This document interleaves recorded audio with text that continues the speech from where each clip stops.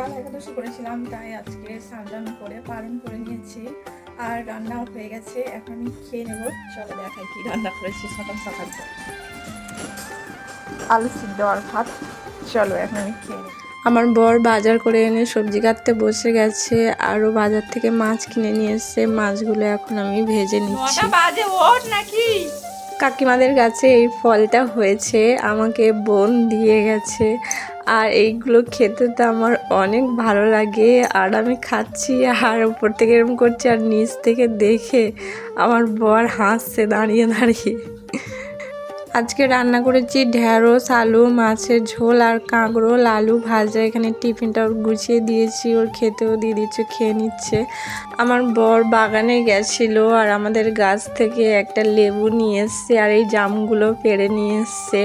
এনে আমাকে বলছে তুমি খাও, আর আমি খেয়ে দেখি ভালোই মিষ্টি। তো আমি ওকে বলছি যে ভালো মিষ্টি খেতে। তো বলছে পড়ে সব গাছের নিচে বিছিয়ে আছে আর গাছে নেই, সব শেষ হয়ে গেছে।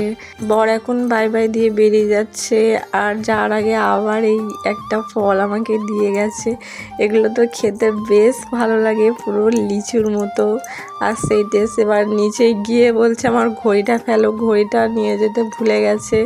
আমি তো উপর থেকে ঘড়িটাকে ফেলে দিলাম নিচে। এখন 11টা বাজে, সারা দিন আর কোনো কাজ নেই বাড়িতে আমার, ফোন দেখা আর ঘুমানো ছাড়া। বর্মশাই বেরিয়ে যাওয়ার পর ফোন দেখতে দেখতে ঘুমিয়ে পড়েছিলাম, আর 3টে বাজতে যায়। ফোন করে বলছে খাওয়া দাওয়া হয়েছে না, না খেয়ে ঘুমাচ্ছ? আমি বলছি আমার ভীষণ ঘুম পাচ্ছে। বলছে ঝটপট উঠে খেয়ে নাও, খেয়ে আবার ঘুমাও। তোমরা ঝটপট লাইক কমেন্ট করে ফেলো। Bye bye.